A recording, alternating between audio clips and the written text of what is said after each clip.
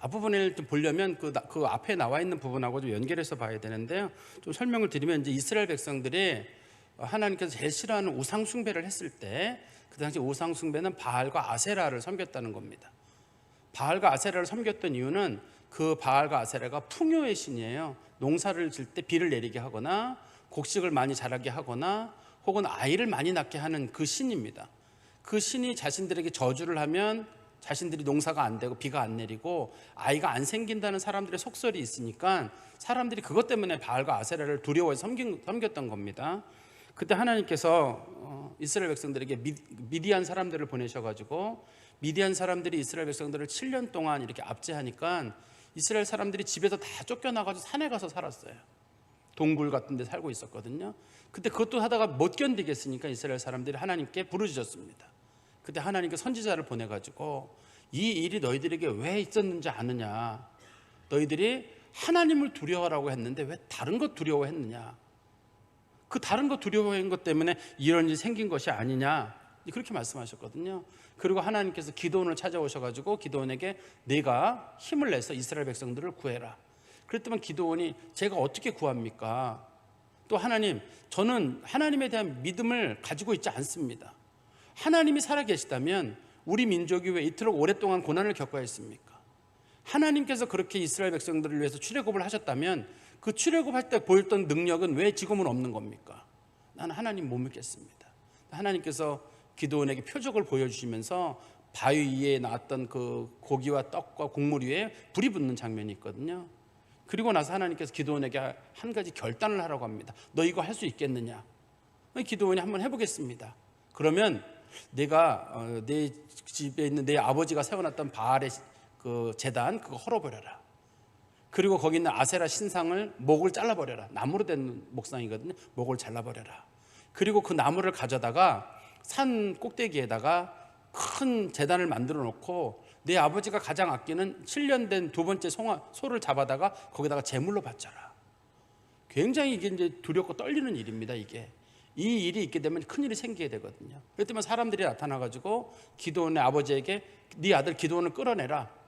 저놈이 지금 우리가 믿는 그 신을 이렇게 괴롭히고 그 불에 태웠고 이렇게 모욕했으니 저는 반드시 죽어야 한다라고 하니까 그의 아버지 요아스가 말하기를, 아니 바알이 살아있거나 아세라가 살아있으면 바알과 아세라가 심판하게 하지 당신들이 왜 심판하는 겁니까? 바알이 살아있으면 내일 아침까지 내 아들이 죽을 것이고 내일 아침에는 바알이 가짜면은 내 아들이 내일 아침까지 안 죽을 거 아니냐. 당신들 그냥 가만히 있어라. 진짜 바알이 신이라면 내일 아침이면 바알이 내 아들을 죽일 건데 당신들이 뭐라고 그렇게 바알을 대신에 싸우십니까? 그러지 마세요. 내일 아침까지 지켜봅시다. 그렇게 아버지가 얘기하셨어요. 그러니까 사람들이 그 말이 맞네. 바알과 아세라가 진짜라면 내일 아침이면 내 아들이 죽을 거고 가짜라면 내일 아침에 내 아들이 살 거니까 한번 봅시다. 그 다음날까지 아무 일도 없는 거예요. 그때 하나님께서 기드온에게 용기를 주셨던 그대로 기드온과 그 지역 그 사람들을 데리고 하나님께 전쟁에 참여하게 하시거든요. 근데 이제 아까 말씀드렸던 대로 기드온이 산에다가 제단을 쌓았잖아요. 그게 기드온에게 결단의 사건이지만 그게 미디안과 아말렉과 동방 사람들이 쳐들어오는 직접적인 동기가 되거든요. 이스라엘 백성들이 동굴에 숨어 있었는데 갑자기 자기들이 산에다가 그 제단 하나 만들어 불을 크게 피운 거예요. 그랬더니 미디안 사람들이 저것들 봐라. 우리한테 도전을 해? 내가 저것들 쳐들어가가지고 저것들 다 죽여버려야 되겠다. 그런 식으로 생각이 들어가지고 미디안이 이번에는 그냥 약탈을 하러 온 게 아니라 전쟁을 하러 아예 군대 13만 5천을 끌고 옵니다. 13만 5천의 군대를 끌고 와가지고 이번에는 이스라엘을 완전히 죽여버리겠다. 근데 이 사건이 이제 전쟁에서 이기면 기드온에게 중요한 그런 일어나는 계기가 되지만 전쟁에서 지게 되면 이제부터 기드온과 기드온의 식구들은 완전히 이제 사람들에게 어려움을 당하게 되고 모든 비난을 다 당하게 될 겁니다. 근데 기드온이 보니까 하나님께서 싸우라고 했는데 용기를 내서 싸워야죠. 근데 가보니까 자기 군대 숫자는 3만 2천 명.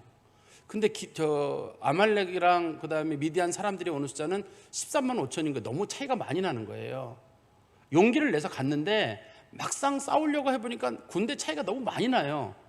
그럴 때 있잖아요. 한번 해보자 하고 갔는데 생각보다 적이 너무 많을 때가 있잖아요. 요즘처럼 무슨 고급화된 무기가 있는 게 아니라 옛날에는 활이나 칼로 싸우기 때문에 한 사람이 죽일 수 있는 인원은 한정되어 있지 않겠습니까? 지금처럼 무슨 좋은 화력이 있으면은 뭐 기관총을 쏜다든지 뭐 비행기가 있겠지만 옛날에는 활하고 칼 아니에요. 사람이 칼로다가 내가 10명을 죽였다. 나도 한 번쯤은 칼에 맞을 거거든요. 칼이라는 게 나만 죽이고 남은 뭐 나를 못 죽이는 건 아니잖아요. 또 내가 죽이다 보면 저기 쏜 화살에 내가 맞을 수도 있는 거 아니겠어요? 성경에서 전쟁은 하나님께 속했다 하는 말의 뜻은 이게 하나님이 전쟁을 도와준다는 뜻도 있지만 전쟁에서 살아남기가 생각보다 쉽지가 않아요. 내가 아무리 칼을 잘 휘둘러도 뒤에서 나오는 활은 어떡할 거예요?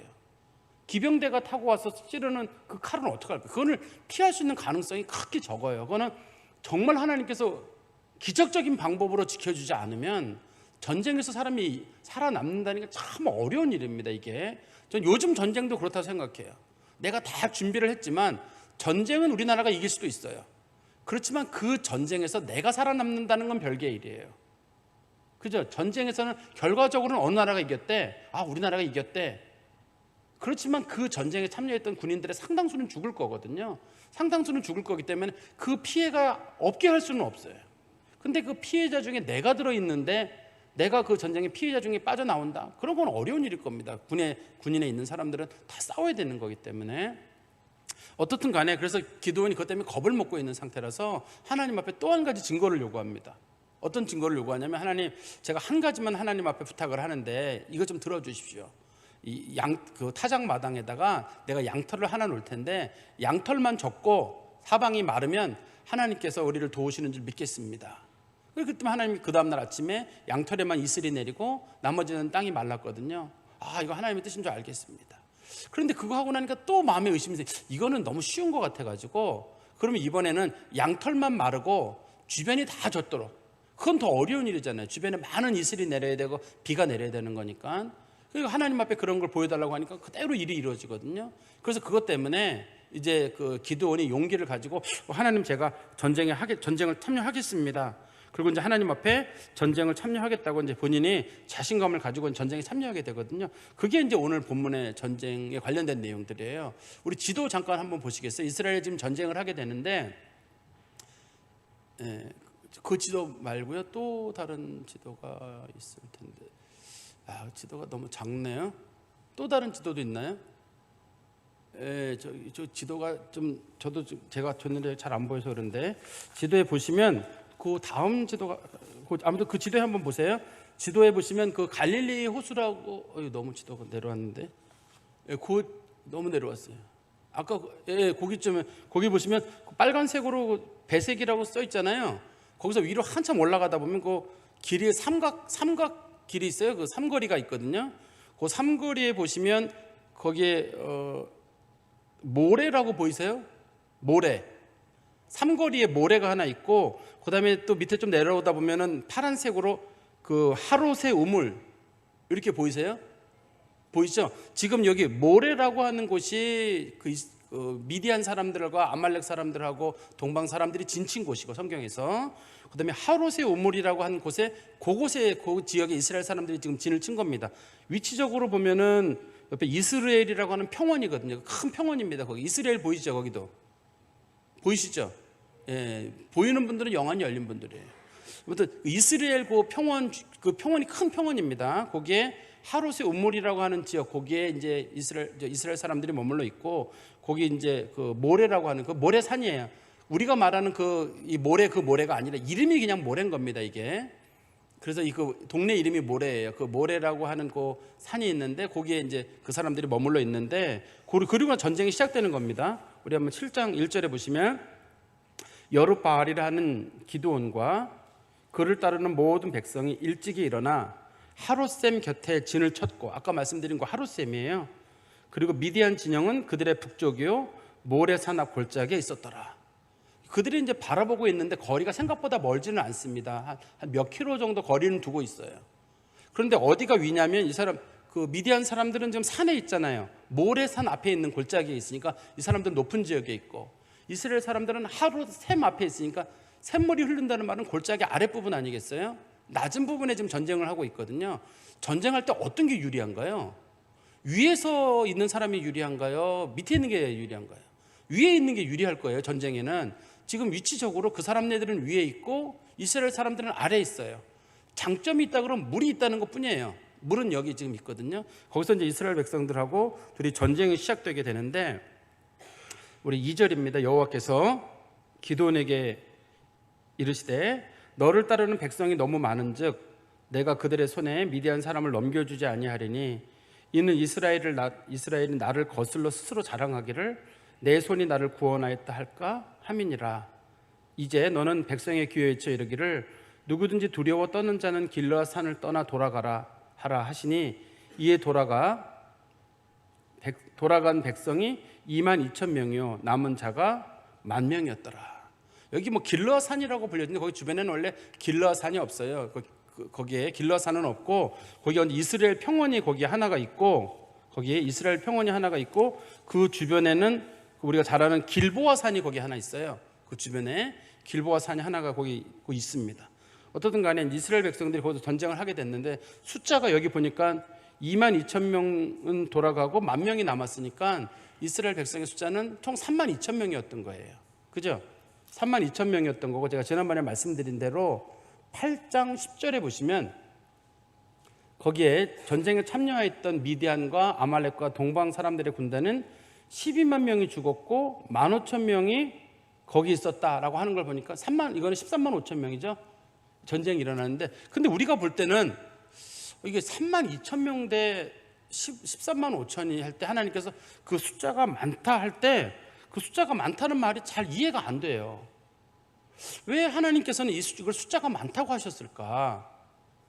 우리가 볼 때는 13만 5천 대 3만 2천 명이 싸우는 것도 사실 이게 한 5분의 1 정도 되잖아요. 5분의 1 정도 되기 때문에 이것도 사실 전쟁하기에는 역부족인 숫자거든요, 이게. 근데 하나님께서는 이 숫자가 지금 많다고 말씀하셨거든요. 하나님께서는 왜 이렇게 하셨냐면 여기 뭐라고 그러셨냐면 만약에 이 인원이 가지고 싸우게 되면 이스라엘 백성들이 나중에 하는 말이 우리의 힘으로 싸웠다라고 얘기를 할까 봐. 근데 실제로 뒤에 가면요 300명이 싸우는데도 불구하고 자기네가 싸웠다고 합니다. 이제부터는 우리가 이제 그 전에 그 사사들하고 기드온 이후의 사사들이 달라져요. 기드온부터는 자기 자랑이 많습니다. 그 전에 사사들은 자기 자랑이 없거든요. 이제부터 이제 시대가 바뀌기 시작해가지고 이제부터는 사사들이 자기 자랑을 많이 하고 자기 욕심을 챙기게 됩니다. 이제부터는 삼손 같은 사람도 보면은 사사라고 하기에는 너무 인생이 좀 그 삶이 지저분하잖아요. 이 사람 저 사람 만나고 막 사사라고 하기에는 기본적인 윤리마저도 못 지키는 일이 생기게 되는데 이제부터 기드온과 기드온의 집안 식구들이 그런 쪽으로 가게 됩니다. 그런 쪽으로 가게 돼요. 이제부터는 기드온이 전쟁에서는 이기고 또 40년 동안 평화가 오긴 하는데 그 다음서부터는 이스라엘의 어떤 그런 상황들이 급격하게 안 좋은 방향으로 흘러가는데 그 중심 인물이 누구냐면 이제 기드온이라고 하는 사람이에요. 그런데 하나님께서는 전쟁이라고 하는 건 이거는 하나님의 힘으로 하는 거지 이건 사람의 힘으로 하는 게 아니다 이렇게 말씀하시면서 너무 숫자가 많다고 말씀하신 거예요. 그런데 우리가 생각해 볼 때는 3만 5천 명도 이거는 전쟁하기 적은 숫자인데 하나님은 왜 저렇게 하시는 걸까? 지금 하나님께서 원하시는 건 이제 믿음을 원하는 거란 말이에요. 믿음을 원하는 건데 만일에 여러분들이 전쟁을 하게 됐는데 저기 13만 5천 명이에요. 내가 이쪽 군대 사령관인데 내가 군대 지금 3만 2천 명을 데리고 나갔어요. 그 숫자를 많이 보면서 저거 아무것도 아니야. 우리보다 5배 많은데 한번 싸워볼 만해. 무기는 뭔데 칼하고 활인데 한번 싸워볼 만해. 근데 여기서는 지금 기드온과 군사 300명의 용사들은 무기가 없잖아요. 횃불하고 항아리하고 나팔만 있잖아요. 한번 싸워볼 만해. 무기도 없지만 맨손으로 한번 싸워볼 만해. 이런 용기를 가질 사람이 저는 많을지 모르겠어요. 얼마나 될지. 이렇게 흔히 얘기하는 말도 안 되는 전쟁 앞에 놓여 있는 경우 내가 이길 수 있어라고 생각하는 사람은 거의 없을 거예요. 이렇게 얘기하면 사람들이 아마 미쳤다고 얘기할 거고 특히 전쟁하는 사람들 같은 경우는 이런 군 지휘관이 있다 그러면 아마 그 지휘관은 미친 사람일 거예요. 근데 하나님께서는 왜 굳이 숫자를 줄이려고 할 것인가? 더 숫자를 모아라 해도 될 만한데 하나님께서는 물론 기적적인 모습을 보여주려고 하시는 건 맞아요. 하나님의 전쟁이라는 걸 보여주려고 숫자를 줄이는 거는 맞는데 하나님께서는 숫자를 계속 줄이잖아요. 지금 10,000명으로 줄였다가 나중에 300명으로 숫자를 줄이거든요. 근데 하나님은 왜 이 숫자를 이렇게 줄이면서 이스라엘 백성들에게 전쟁은 하나님께 속한 것이다. 하나님께 속한 것이다. 그거를 보여주려는 게 지금 목적 아니겠어요? 그러니까 하나님 우리가 볼 때는 그렇게 숫자가 많은데 13만 5천 명 대 3만 2천 명이면 차이가 많이 난다 그러는데 여기서 하나님이 보여주려고 하는 거는 방법이 달라서 그래요. 우리는 우리와 그 사람을 비교하는 거거든요. 우리 3만 2천 명과 저들의 13만 5천을 비교하는 거고, 하나님은 하나님과 13만 5천 명을 비교하는 거예요. 하나님의 눈은 하나님과 13만 5천을 비교하는 거고, 우리는 내가 가진 것과 하나님 그 13만 5천을 비교하는 거예요. 내가 가진 것들 보면 못 이기겠는 거예요. 근데 하나님은 누구보다도 크시거든요. 하나님은 누구보다도 능력이 있어요. 그렇기 때문에 하나님은 너 저거를 너랑 비교하지 마라. 저기는 정말 들어가기 어렵고, 저 산은 너무 높고, 저 숫자가 너무 많고. 근데 하나님께서는 내가 더 크냐, 저들이 더 크냐, 내가 가지고 있는 용사가 더 많냐, 저들의 용사가 많냐. 근데 우리 눈에 보이는 건 자꾸 내가 가진 것만 보이니까, 하나님 전 너무 초라하고 저들은 숫자가 너무 많아요. 저는 너무 낮은 곳에 있고 저들은 높은 곳에 있습니다. 이번 전쟁은 못 이깁니다 할 때 하나님께서는 믿음의 용기를 가져라. 이 전쟁은 앞에도 보면은 하나님의 신이 여호와의 영이 임했다고 설명하고 있잖아요. 우리 6장 34절에 보면 여호와의 영이 기드온에게 임했다고 되어 있거든요. 이 전쟁은 하나님이 하는 전쟁이기 때문에 우리가 세상을 바라볼 때 하나님의 눈으로 용기를 갖는 것도 좀 필요할 것 같아요. 누가 봐도 전쟁은 안 되는, 저 일은 안 되는 거야 라고 할 때도, 아니 난 다르게 생각해. 전혀 불가능한 일이지만 난 하나님이 도우면 된다고 생각해. 아니 현실적으로는 그게 불가능하잖아. 그렇게 많은 숫자가 있고, 또 이번 일은 가능성이 거의 1%도 안 된대. 근데 어떻게 그 1%도 안 되는데 어떻게 할 수 있겠어? 글쎄, 난 1%를 할지라도 하나님께는 1%도 100%고, 저들의 숫자가 13만 5천이 아니라 135만 명이라 할지라도 하나님 한 분한테는 비교될 게 아니기 때문에 난 하나님이 이길 수 있다고 생각해. 이런 사람들은 믿음의 사람이에요. 그게 이제 여호수아 갈렙이었고, 지금 이제 기드온이 그런 마음을 갖고 있는 거예요. 한번 여러분들도 한번 보세요. 여러분들이, 저도 마찬가지입니다만, 우리가 어떤 일에 막 절망하는 이유 중에 한 가지는 내가 가진 것과 나와 적을 비교하는 거예요. 내가 안 되겠어. 나는 너무 초라하고 나는 못 이길 거로 보이는데, 그런 눈으로 보지 말고 하나님의 눈으로 보는 거예요. 하나님의 눈으로 보면 하나님께서 이기게 하실지 지게 하실지, 우리는 하나님의 눈으로 보면 되는 일인데, 우리가 하나님의 눈으로 잘 보려고 하지 않고, 그래서 우리가 두려워하는 게 아닌가. 어떻든 하나님께서는 1차 검증을 통해 가지고 2만 2천 명은 돌아가라고 하시고, 하나님께서는 이제 10,000명만 남겨놨습니다. 그리고 다시 성경 말씀 4절에 가보시면, 여호와께서 또 기드온에게 이르시되 백성이 아직도 많으니, 이 13만 5천 대 10,000명이면 이제 거의 13분의 1 아니겠어요? 근데 하나님은 아직도 많대요. 우리가 생각할 때는 이 정도는 좀 남겨둬야 되지 않을까 싶은데, 이것도 하나님은 많다고 말씀하시면서 그 사람들을 구분하기 위해서, 숫자를 상당수를 보내기 위해서 하나님은 어떻게 하신다고 말씀하시냐면, 그들을 인도하여 물가로 내려가라.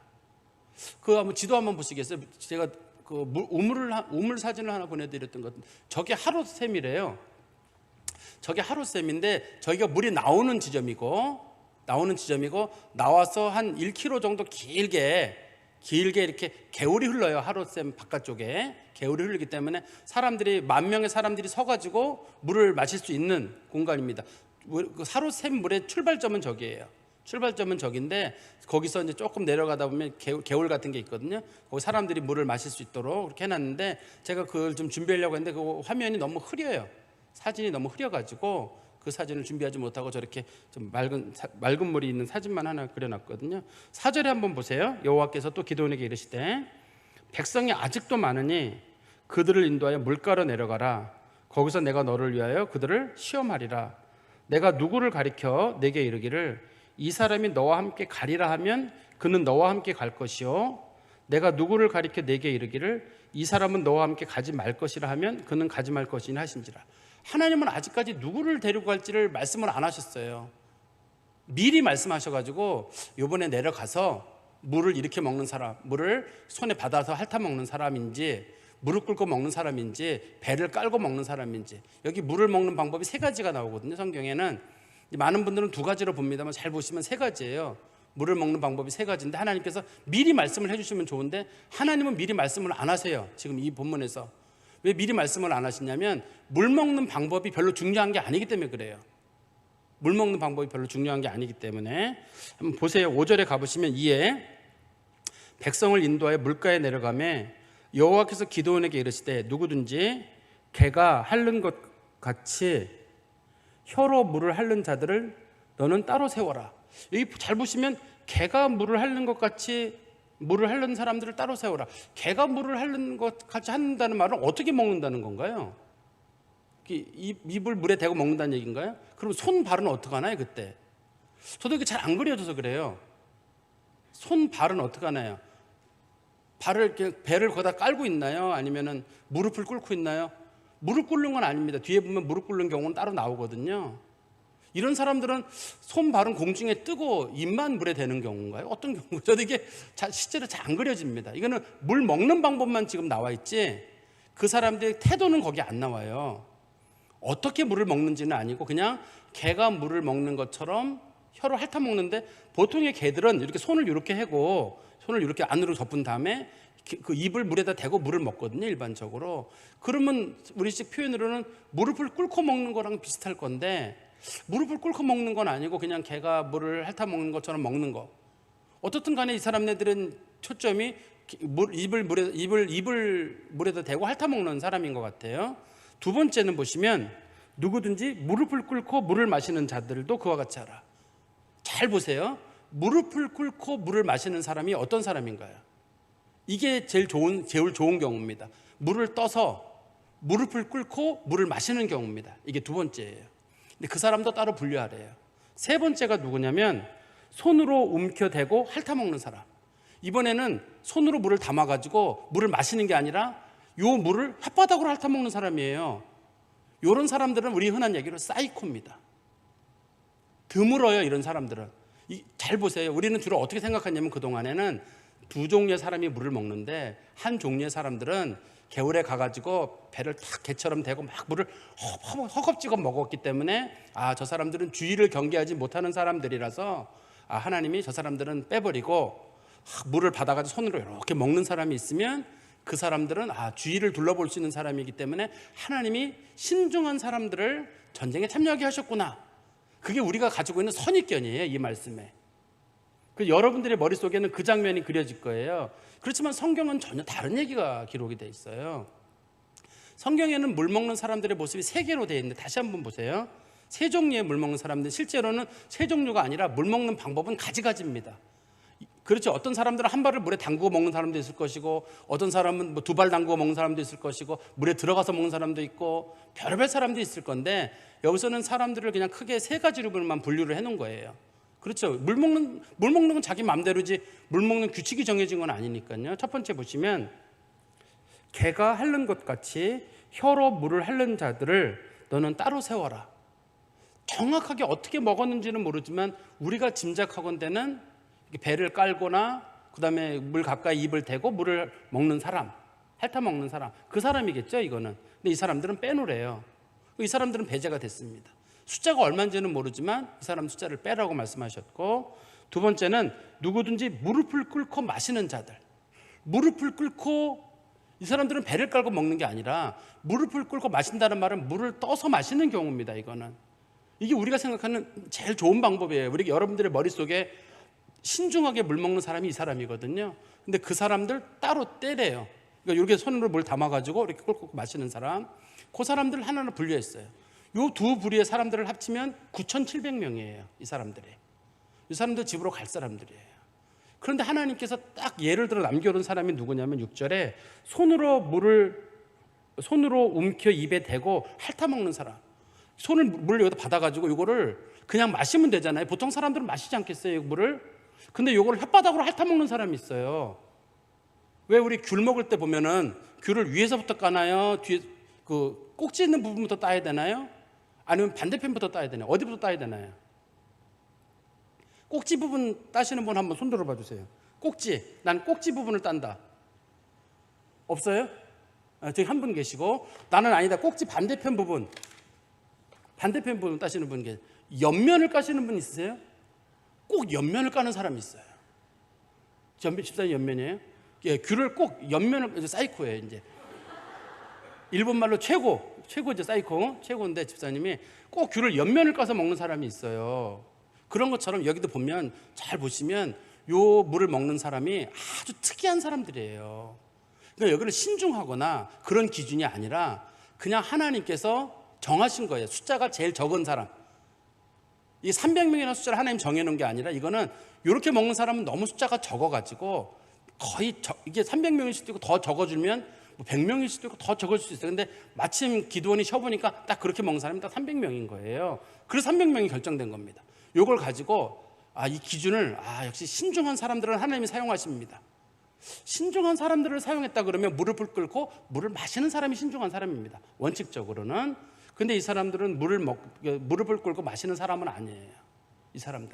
이 사람들은 단지 물을 담아가지고 어떻게 먹는지는 모르지만 손바닥에다 놓고 물을 핥아먹는 아주 특이한 사람들인데, 가능성이 적은 사람, 제일 가능성이 적은, 기도원도 그 얘기 들었을 때 아마 이랬을 거예요. 하나님, 그런 사람은 없을 겁니다. 마치 귤 옆에다 까먹는 그런 사이코 같은 사람인데 누가 있겠습니까? 아마 이런 얘기 했을지 모르겠는데, 마침 하나님이 그 사람을 뽑았으니까 이 기준이 사람이 어떻게 먹느냐를 가지고 하나님이 사용한 게 아니라 하나님이 정한 기준인 거예요, 이게요. 많은 분들은 하나님이 사용하는 사람은 여러분 신중합니다. 주위를 둘러보는 사람을 하나님이 사용하십니다. 그냥 달라들어서 물 먹지 마십시오. 그런 얘기가 아닙니다, 이 얘기가. 그러면 그 사람들이 결국 나중에 뭐가 되냐면, 내가 내 힘으로 전쟁에 이겼습니다. 나는 신중했습니다. 나는 물 먹을 때도 조심스럽게 먹었습니다. 나는 물 먹을 때도 주위를 다 둘러봤습니다. 하나님이 나 같은 사람을 사용했습니다. 그러면 하나님이 처음에 걱정하셨던 것처럼 내 힘으로 우리가 이겼다라고 말할까 봐 하나님이 그걸 제일 걱정하셨거든요. 그러면 그 사람들이 그렇게 얘기를 할 거예요. 근데 그 말도 안 되는 방법으로 물을 먹은 사람들이 나오니까 하는 사람들이 하는 말이, 야, 기가 막히다. 어떻게 하나님은 꼭 저런 놈들 데려다가 전쟁에 이길 수 있는가? 그랬을 거예요. 성경 말씀에 보시면 어떻든 하나님이 하시는 방법은 참 신기한데, 근데 이 원칙을 놓고 보면 우리가 한 가지 깨닫는 게 있어요. 하나님이 보시기에 가능성이 제일 낮은 방법, 그 방법을 하나님이 택하신 거예요. 숫자가 제일 적은 방법입니다. 만약에 개처럼 핥아먹는 사람이 숫자가 적었다면 하나님은 그 사람들을 기드온에게 그 사람들 고르라고 했을 거예요. 무릎을 꿇고 물을 떠먹는 사람의 숫자가 한 300명밖에 안 됐으면 그 사람을 골라라 했을 거예요. 하나님께서는 가능성이 제일 희박한 경우잖아요. 이럴 때 제일 희박한 경우인데, 이때가 하나님께서 보시기에 요 방법으로 내가 하면 사람은 더 이상 자랑하지 못할 것이다. 그러니까 누가 봐도 가능성이 너무 낮아요. 근데 이 성경은 그 제일 낮은 가능성이 하나님이 일하실 때다라고 설명하고 있어요. 그러니까 우리가 아까도 제가 처음에 그런 말씀 드렸잖아요. 우리가 봤을 때 저기 너무 많아요. 그러면 내 힘으로는 안 돼요. 그때는 하나님이 개입하셔야 되는 거예요. 어떤 사람이 질병에 걸렸는데 의사가 가능성이 너무 낮대요. 가능성이 얼마 안 된다 그러면 그거는 사람의 치료 방법이 있겠죠. 그렇지만 가능성이 너무 낮다 그러면 이건 하나님이 일하실 때예요. 또 우리 요즘 사람들이 애들이 안 생긴다 그러잖아요. 애들 안 생기는 사람들을 제가 물어보면 검사를 해봐도 괜찮다고 그러고, 남자 여자 전혀 문제가 없다고 그러고, 나이도 많지도 않고 안 생겨요, 애들이. 근데 저는 생각해보면, 저럴 때가 하나님이 일하실 때다. 하나님께서 아브라함과 또 하나님께서 사라를 통해서 하나님이 자식을 주시는데, 하나님께서 기이한 방법으로 하나님께 주셔서 하나님의 영광 거두셨던 것처럼 저 집에도 하나님의 역사가 있다. 근데 본인들도 포기하죠. 하나님, 목사님, 제가 여러 차례 시도를 했는데 어렵습니다. 몸이 많이 지쳐 있고 힘듭니다. 근데 저는 그럴 때도 이럴 때가 하나님이 일하실 텐데 조금만 더 해보지. 아브라함과 사라가 25년을 기다렸잖아요. 오래 기다렸던 것처럼 조금만 더 기다리고, 또 그 이삭과 리브가가 결혼해가지고 야곱하고 그 에서 낳는데 20년 걸리거든요. 20년 걸려요. 그때도. 그 상당한 정도 시간이 필요해요. 또 성경 역사를 잘 보시면 그 야곱이 라헬하고 레아를 만났을 때가 75세예요.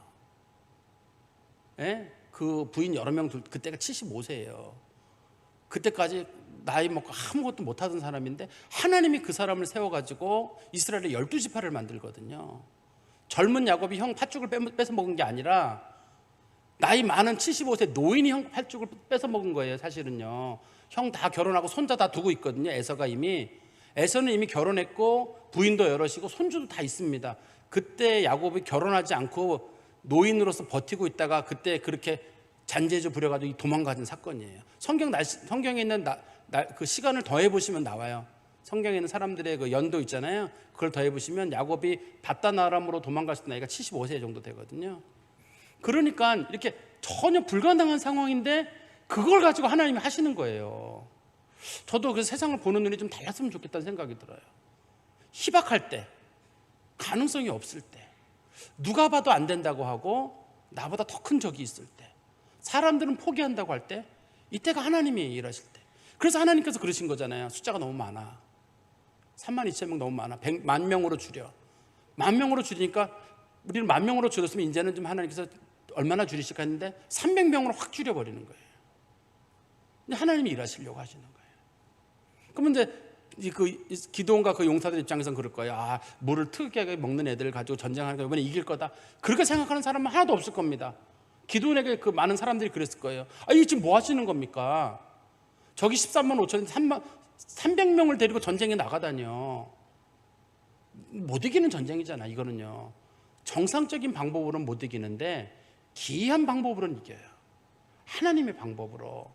그래서 우리 믿음의 사람들이 믿음을 가지고 어떤 일을 부딪힐 때 남들은 안 된다 할 때도 우리는 하나님이 하신다. 하나님이 하신다는 그 믿음이 저는 우리 가운데 있었으면 좋겠어요. 하나님이 하신다. 그래서 믿는 사람들은 세상이 감당할 수 없는 사람들인 거고 그런 사람들은 하나님이 쓰시는 거잖아요. 그래서 그동안 이렇게 기도원에게 여러 차례 기회가 있었지만 기도는 아직까지 여기 못 오거든요. 기도는 뒤에 가면요 욕심이 많아요. 하나님께서 싸워서 이기라고 했는데 여호와 이름으로 싸우라고 했는데 기도원이 한마디를 덧붙입니다. 여호와를 위하여 기도원을 위하여 자기 이름을 싹 집어넣습니다. 거기에 자기 영광을 차지하려고 하거든요. 또 뒤에 가가지고도 여호와의 칼과 기도원의 칼이요. 하나님이 칼 쓰지 말라고 했거든요. 이번 전쟁에서는 칼 쓰지 말고 횃불하고 나팔만 쓰라고 했잖아요. 항아리로만. 칼 자기가 쓰는 것처럼 기도원의 칼이란 말은 기도원이 이겼다 이런 식으로 얘기를 하거든요. 하나님이 제발 하지 말라고 했는데 기도원의 마음속에 그런 교만한 마음이 싹 들어요. 이제 그래가지고 이제 나중에는 기도원이 잔인해지거든요. 잔인해져요. 왜냐하면 자기 공로를 세우기 위해서 잔인해지게 되고 기도원은 전쟁을 잘 마치게 되지만 그의 후손 때에 가가지고 기도원의 자녀가 70여 명이 다 죽게 됩니다. 한 번에. 욕심 부려서 그래요. 어떻든 간에 제가 오늘 말씀 몇 가지만 드리는데요. 우리가 꼭 신앙생활 하실 때 적의 숫자가 얼만큼이냐, 가능성이 얼마냐, 그거를 보는 게 아니라 하나님보다 큰 건 없어요.